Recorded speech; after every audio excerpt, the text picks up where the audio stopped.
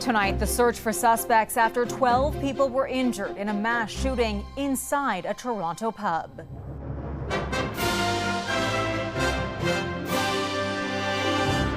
It's simply incredible nobody was killed. Absolutely incredible. The brazen act of violence by 3 masked gunmen. Given the quiet situation in the country we live in, it's quite scary that there's a mass shooting going on. What police are saying about the investigation. Ottawa's spending spree. The federal government dishes out billions of dollars in contracts to Canadian shipyards. This is Canada making sure that we will defend the North and the Arctic. What deal was inked and announced quietly? Also, countdown to the Liberal leadership decision, the problems party members are facing in securing their vote. I encountered difficulty pretty much from the get-go. And strength in every story on this International Women's Day. Women know that they can do anything, like they set their mind to. No one can stop you. The young goalie chasing her dreams and inspiring others as we celebrate women around the world.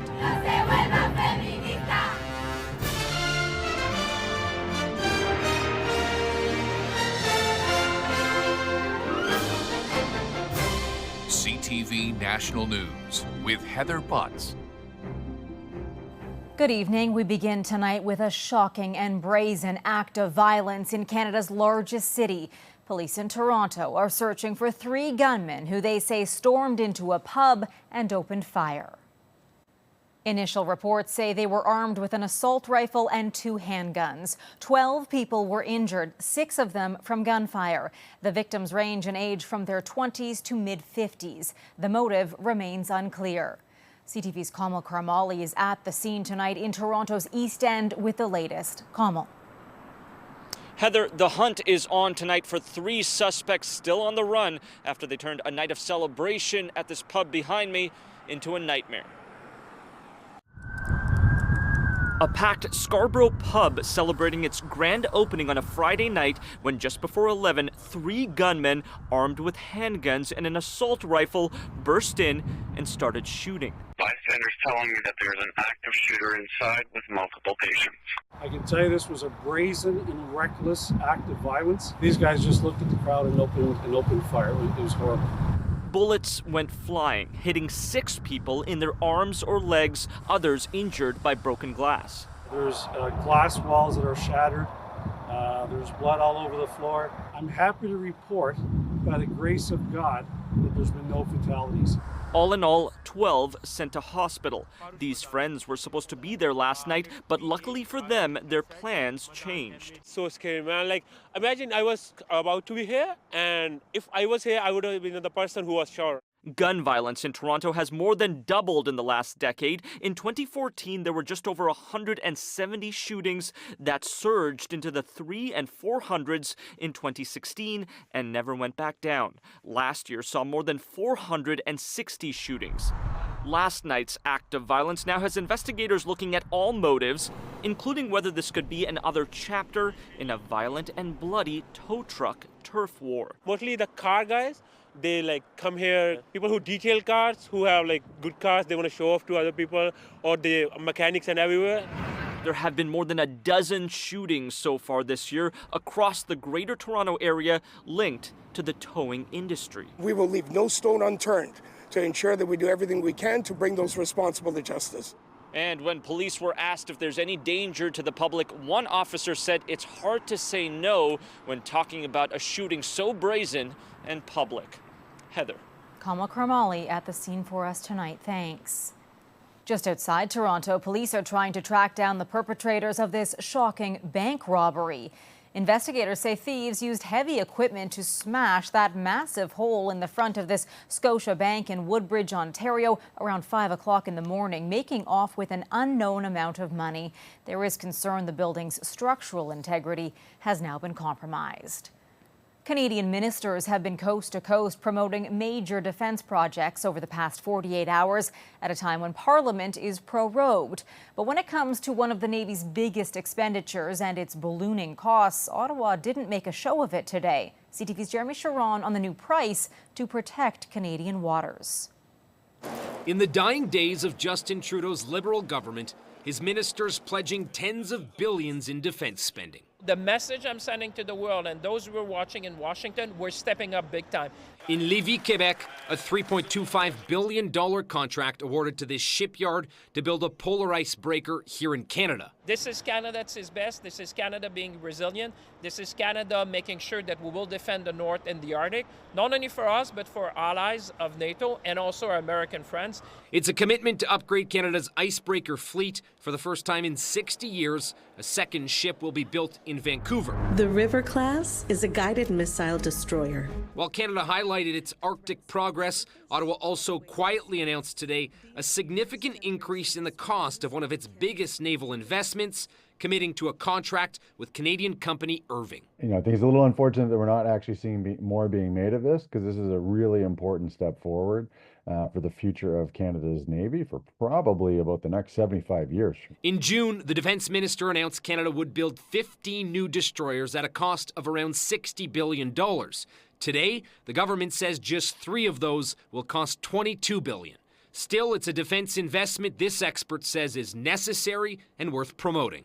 I've always thought that they've been doing the country a disservice in terms of showcasing what we are actually doing to make some concrete investments in our defense capabilities. Those investments and capabilities, or lack thereof, are the target of U.S. President Donald Trump's criticism and have been part of the reason for his annexation threats. Well, the United States will remain obviously our neighbor for years to come, and we'll continue to work with them. Unfortunately, we have lost their confidence in them. And Canadians, according to a new Leger poll, have no interest in becoming the 51st state. Just 9% of Canadians are open to the idea. Heather? All right, Jeremy, thanks.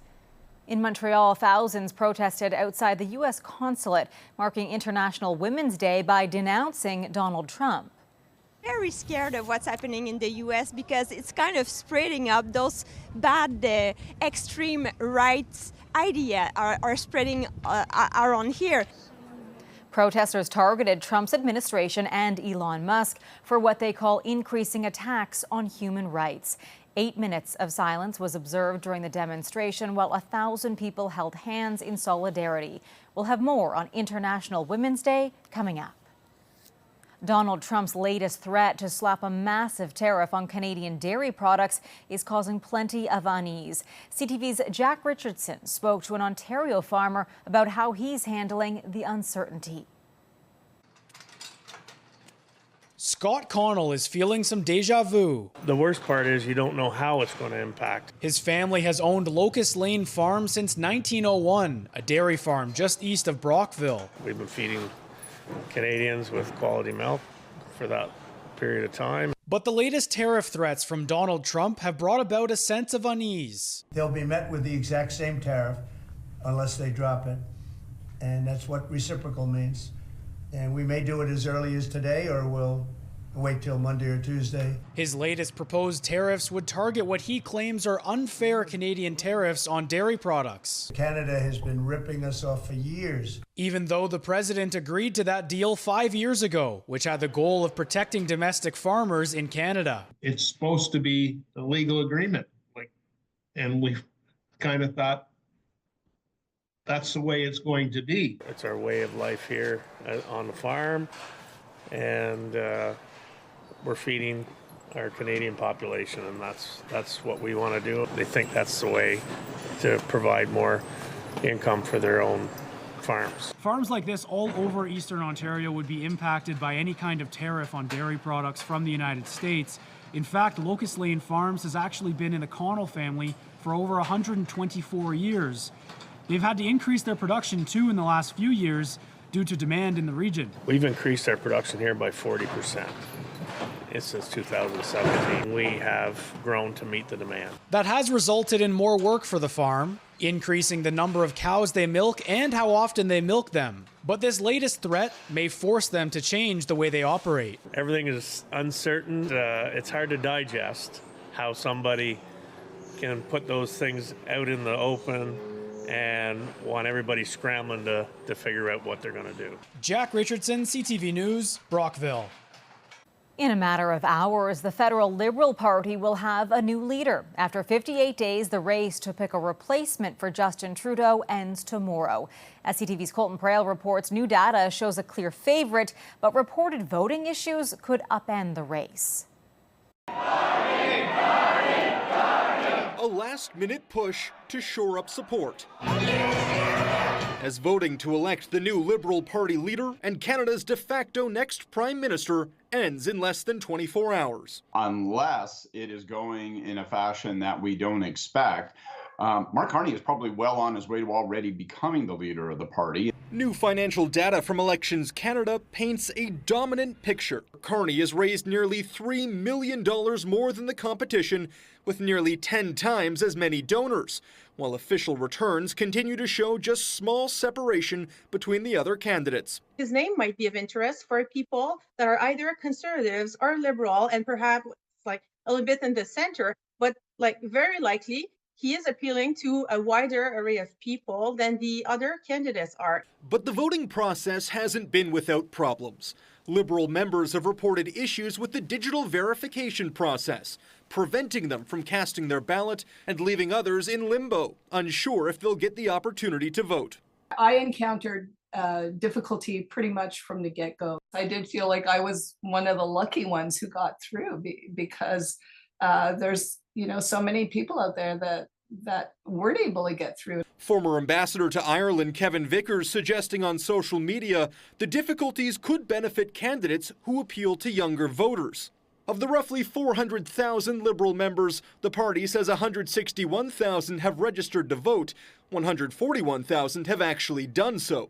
Voting closes Sunday at 3 p.m. Eastern. It's widely expected whoever becomes the next Liberal leader will quickly call a national election. New polling shows the Conservatives are still in the driver's seat, but what was once a blowout race is now separated by a narrow single-digit margin. Heather. Colton, thank you. And we will have live coverage of the Liberal leadership decision on CTV News Channel and ctvnews.ca tomorrow, starting at 4 p.m. Eastern with Chief Political Correspondent Vashi Kapelos from Ottawa. There is more reaction tonight to the news that Canada's oldest company, Hudson's Bay, has filed for creditor protection. One analyst says the writing was on the wall for quite some time. But this has been a long time coming, right? I mean, if you look at the department store sector, it's been in decline for a decade or two. And really, the Bay hasn't really prioritized, this brand to put capital behind. So if you go through their stores, there's a lot of empty shelves, elevators don't work, there's paint chipping everywhere. So it's not a big surprise this is happening, unfortunately. The iconic retail chain says it was facing significant pressures with slowing consumer spending, rising inflation, and trade tensions with the U.S. The Bay says it will try to restructure in an effort to move forward and protect jobs at its more than 80 stores. Turning to other news now, in Syria, where monitoring groups say the death toll from 2 days of clashes has now risen to over 1,000 people. The bloody toll is a result of fighting between security forces and those loyal to former President Bashar al-Assad. Supporters of the new government are also being accused of carrying out revenge killings against the minority sect to which Assad belonged. At least 25 people have been killed and many more injured in a wave of overnight Russian attacks on Ukraine. Missiles and drones targeted several towns. It comes days after the U.S. said it would no longer share satellite images and intelligence with Ukraine. Coming up, tracking disease nationwide. It's going to provide a lot of really clear, concise information that we don't really have. How a new system will trace dangerous illnesses.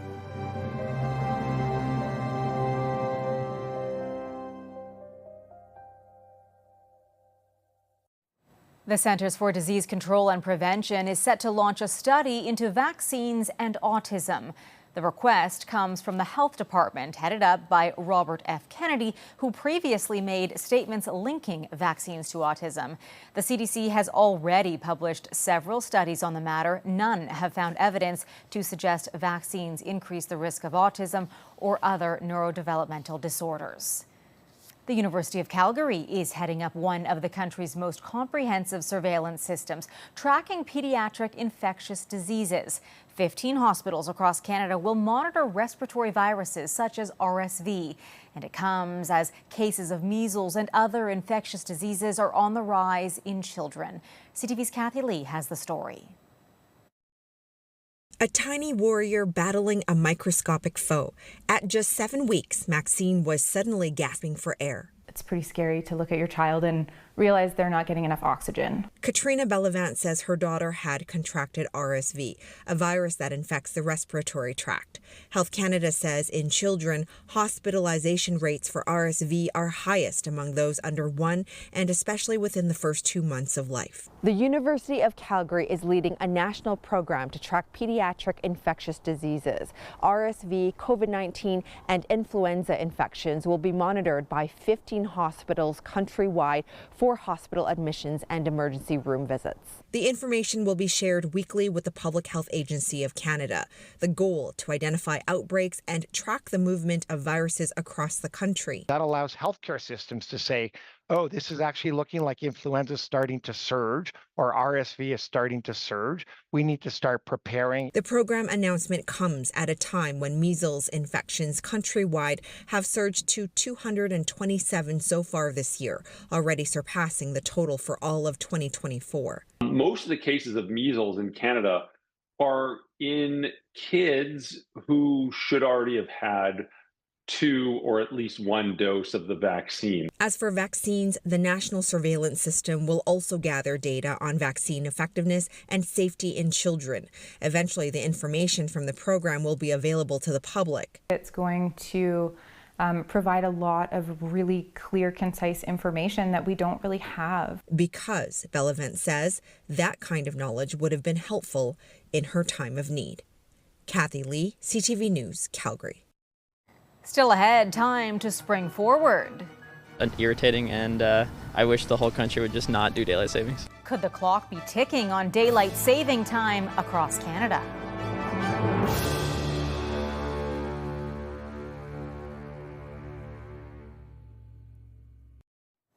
Most Canadian clocks will spring forward on Sunday, but not in Saskatchewan and Yukon, where for many time won't change. CTV's Alison Bamford looks at the reasons why and whether other provinces could follow suit. Time doesn't change in Saskatoon, and the people here don't seem to mind. It's just more consistent throughout the year. When I lived elsewhere, it was like, am I late for work? Am I going to be there? Am I gaining sleep? Am I losing sleep? Before 1966, Saskatchewan followed a patchwork of time zones, but government legislation struck a compromise. Now the province observes Central Standard Time year-round, except for some border communities like Lloydminster. It gets confusing, so if I'm going to a meeting within 45 minutes of Lloydminster in Saskatchewan, I'll call ahead and say, are you on Alberta time or Saskatchewan time? Confusing, but also unhealthy. Time change has been linked to an increase in heart attacks and strokes, infections, and workplace injuries. But it is not surprising when we think of all the functions that are served by sleep and the biological clock that are disrupted by this abrupt change. But is the clock ticking down on a time-honored tradition?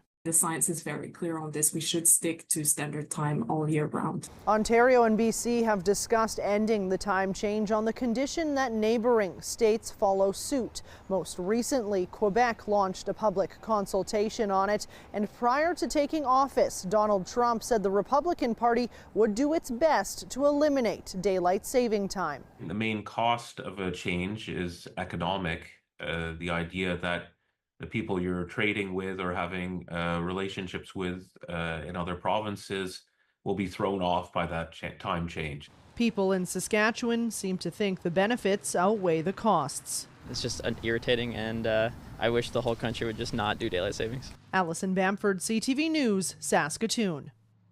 Still ahead tonight, the teen goalie making her mark and inspiring other girls.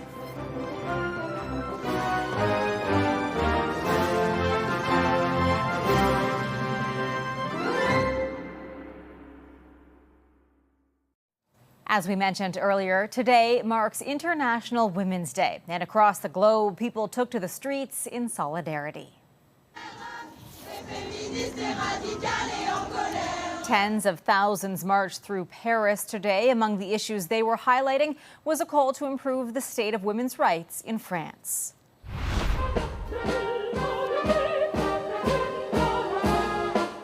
In Rome, the city's police band performed before an art installation at the famed Trevi Fountain called I Am. The exhibit projected images onto the fountain to symbolize the fight for gender equality. Crowds in Toronto bundled up as they marched to a joyful tune to mark the occasion. International Women's Day is observed every year on March 8th and has been globally since its promotion by the United Nations in 1977. As women are celebrated around the world, one maritime teen is lacing up her skates, inspiring other girls to suit up and chase their dreams. CTV's Sarah Plowman shares her story. In the net, the goal may be to stop the puck, but Raya Stewart also wants to be unstoppable. All I want to do is give my team an opportunity to win. The 18-year-old on the West Kent Steamers stands out. She's the only girl in the Maritime Junior Hockey League. Première victoire pour Raya Stewart! The second female ever to play a regular season MHL game. Her debut earned her a shutout. She's a battler. She always wants to get better and be the best player on the ice. Stewart's love of the game started early. With 3 brothers at home, competing with boys is natural. It's kind of routine for me. I've always played on the male side of hockey, so I don't really think anything of it. The goalie is hungry, but has already played a Quebec Junior League preseason game. Go, quick shot, Stewart the save. And competed for Canada at the U18s. As she chases her own dreams, younger girls are watching, cheering, inspired to follow. Hopefully someday they can do something incredible within hockey, and if I have a small part of that, it means a lot to me. I have 3 daughters, and one of my daughters, she's a goalie and she's 11 years old, so every time she watches a game, she wants Raya to be in net, and she's happy to see that a girl can actually compete with all the boys. She credits other women for inspiring her. Obviously my mom. I mean, everyone says that, but truly, she's just been so impactful in my life. She's always there for me when I need her most. And, you know, I've had other, teammates' moms, my aunt, and then other coaches that have inspired me. Next year, she'll play for the University of Wisconsin's women's program. Her dream is to eventually play for Team Canada at the Olympics. On this International Women's Day, she's cheering for other women. I hope just women know that they can do anything they set their mind to. No one can stop you. There may be people in the way, but at the end of the day, it's drive. You set goals and just kind of whatever you want to accomplish and dream big. Following her dreams while blocking out any shots and any of the doubters. Sarah Plowman, CTV News, Bucktouche, New Brunswick. Follow your dreams. That is our newscast. I'm Heather Butts. For all of us at CTV National News, thank you for watching. Good night, and I'll see you again tomorrow.